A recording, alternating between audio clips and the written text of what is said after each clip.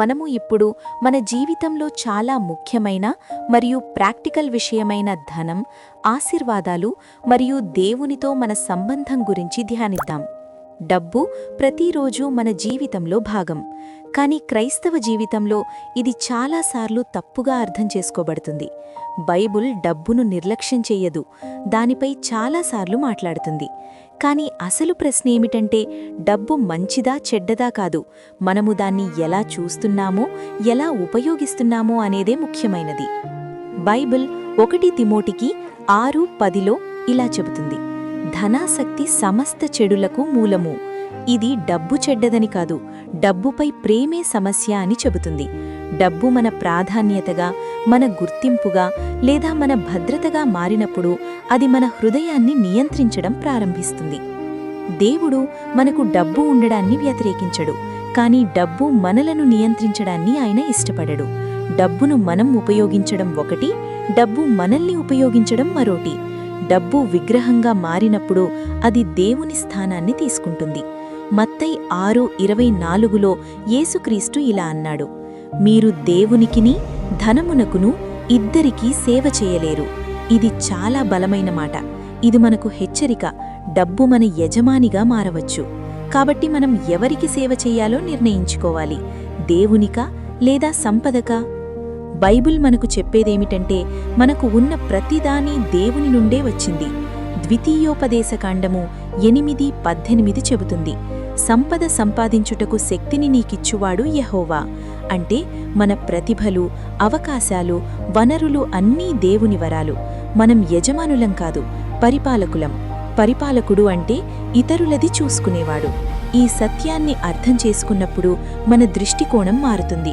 మనం డబ్బును జాగ్రత్తగా ఉపయోగిస్తాము, ఎందుకంటే దేవుని ముందు జవాబుదారులము. బైబిల్ ప్రకారం ఆశీర్వాదాలు కేవలం డబ్బు కాదు. చాలామంది ఆశీర్వాదమంటే సంపద అని అనుకుంటారు, కానీ అది పూర్తి సత్యం కాదు. నిజమైన ఆశీర్వాదమంటే శాంతి, ఆనందం, రక్షణ, ఆరోగ్యం, మంచి సంబంధాలు మరియు దేవుని సన్నిధి. మత్తయి 6:33లో యేసు చెప్పాడు: మొదట దేవుని రాజ్యమును ఆయన నీతిని వెదకుడి, అప్పుడు ఈ సమస్తమును మీకు కలుగును. ఇది ప్రాధాన్యత గురించి చెబుతుంది. మనం దేవునిని ముందుగా ఉంచితే ఆయన మన అవసరాలను తీరుస్తాడు. కొన్నిసార్లు దేవుడు ఆర్థికంగా ఆశీర్వదిస్తాడు, మరికొన్నిసార్లు ఆత్మీయంగా లేదా భావోద్వేగంగా ఆశీర్వదిస్తాడు. మనం ఆశీర్వాదాన్ని కేవలం డబ్బుతో పరిమితం చెయ్యకూడదు. బైబిల్ ధనసంపద ప్రమాదాల గురించి కూడా హెచ్చరిస్తుంది. లూకా 12:15లో యేసు అన్నాడు: లోభమును జాగ్రత్తగా ఉండుడి. లోభం మనలను ఎప్పటికీ సంతృప్తి చెందనివ్వదు. ధనవంతుడి ఉపమానం మనకు చెబుతుంది: దేవుని వైపు ధనవంతులు కాకపోతే భౌతిక సంపద ప్రయోజనం లేదు. జీవితం సంపద కంటే గొప్పది. అదే సమయంలో బైబిల్ మనలను దానశీలతకు పిలుస్తుంది. అపోస్తలుల కార్యములు 20:35 చెబుతుంది: ఇవ్వుట స్వీకరించుట కంటే ధన్యము. ఇచ్చే మనస్సు దేవుని స్వభావాన్ని ప్రతిబింబిస్తుంది. దశమభాగం మరియు కానుకలు కూడా ముఖ్యమైనవి. మలాకీ 3:10లో దేవుడు దశమభాగాన్ని ఇవ్వమని చెప్పాడు. ఇది విశ్వాసానికి సంకేతం. కాని మనం ఇచ్చేటప్పుడు సరైన హృదయంతో ఇవ్వాలి. దేవుడు మన హృదయాన్ని చూస్తాడు. ప్రేమతో ఇచ్చే దానం దేవునికి ఇష్టం. సంతృప్తి కూడా ఒక గొప్ప సూత్రం. ఫిలిప్పీయులకు 4:11-12లో పౌలు అన్నాడు: ఏ పరిస్థితిలో అయినా సంతోషంగా ఉండటం నేర్చుకున్నాను. ఇది మనకు శాంతినిస్తుంది. డబ్బు మన హృదయాన్ని నింపలేను, దేవుడే నిజమైన తృప్తినిస్తాడు. మనం డబ్బును వెంబడిస్తే ఖాళీగా ఉంటాము, కానీ దేవుని వెంబడిస్తే సంపూర్ణత పొందుతాము. బైబిల్ మనకు ఆర్థిక జ్ఞానం కూడా నేర్పుతుంది. సేవ్ చేయడం, ప్లాన్ చేయడం, అప్పుల నుంచి దూరంగా ఉండడం, పేదవారికి సహాయం చేయడం దేవునికి ఇష్టం. సామెతలు 19:17 చెబుతుంది: పేదవారికి సహాయం చేయడం దేవునికి అప్పు ఇచ్చినట్టే. కొన్నిసార్లు దేవుడు ఆర్థిక కష్టాలను అనుమతిస్తాడు మన విశ్వాసాన్ని పెంచడానికి. కొరత ఎప్పటికీ శాపం కాదు, అది ఒక పాఠం కావచ్చు. యోబు జీవితం మనకు చెబుతుంది: అన్నీ కోల్పోయినా దేవునిపై విశ్వాసం ఉండాలి.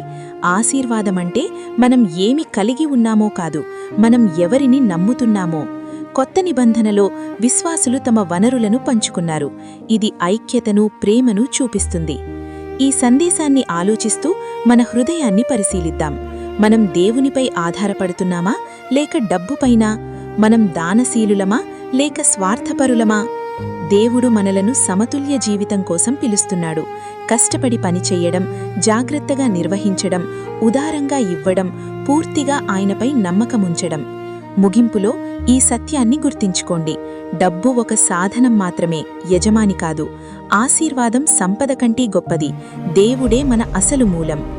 మన ఆర్థిక వ్యవహారాల్లో దేవుణ్ణి గౌరవిద్దాం, సంతృప్తిగా జీవిద్దాం, మరియు మన వనరులను ఆయన మహిమ కోసం ఉపయోగిద్దాం. ప్రార్థన. ప్రియమైన పరలోక తండ్రి, ఈరోజు మా జీవితాల్లో నీవిచ్చిన ప్రతి ఆశీర్వాదానికి కృతజ్ఞతలు తెలుపుచున్నాము. ప్రభువా, మా హృదయాలను పరిశీలించుము. డబ్బుపై ప్రేమ, లోభం, స్వార్థం మాలో ఉన్న ఎడల వాటిని తొలగించుము. ప్రభువా, నీవే మా నిజమైన ఆధారమని మాకు గుర్తుచేయుము. మాకు ఉన్న ప్రతిదాని నీ వరమని అర్థం చేసుకునే జ్ఞానాన్ని ఇవ్వుము. మేము మంచి పరిపాలకులమై నీవిచ్చిన వనరులను జాగ్రత్తగా ఉపయోగించున్నట్లు మమ్మల్ని మార్గదర్శనం చేయుము. ప్రభువా, మాకు దానశీల హృదయాన్నివ్వుము. ఇతరులకు సహాయం చేయడానికి సిద్ధంగా ఉండే మనస్సును ప్రసాదించుము. మేము సంతృప్తిగా జీవిస్తూ నీపై విశ్వాసంతో ముందుకు సాగునట్లు కృపనివ్వుము. మా అవసరాలన్నిటినీ నీవే తీర్చుతావని మేము నమ్ముతున్నాము. డబ్బు కాకుండా నిన్నే మొదటిగా వెదికే జీవితం మాకివ్వుము. ఈ ప్రార్థనను జీసస్ క్రైస్ట్ నామంలో అడుగుచున్నాము తండ్రి.